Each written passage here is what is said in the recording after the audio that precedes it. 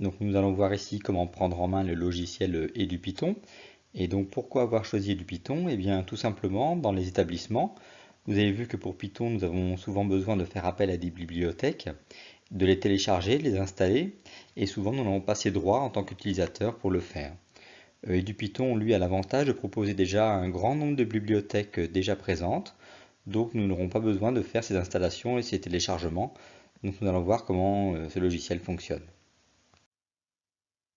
Donc pour installer le logiciel, nous allons commencer par nous rendre sur le site d'EduPython à l'adresse qui apparaît ici, donc edupython.tuxfamily.org. Vous cliquez ensuite donc sur l'onglet téléchargement, puis vous téléchargez donc la dernière version ici disponible sur votre ordinateur.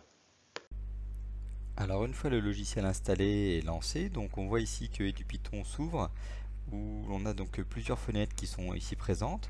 Donc par exemple la fenêtre explorateur de fichiers que l'on peut fermer, explorateur de code du coup qui reste que l'on peut également fermer, et il nous reste également donc maintenant donc une fenêtre d'édition d'un programme et la console Python qui va nous donner en dessous le retour. Alors cette console Python, on peut la déplacer pour la mettre à côté, la séparer un petit peu. Donc c'est là où on aura le retour de notre code une fois lancé. Donc si on lance par exemple un premier programme, on print bonjour.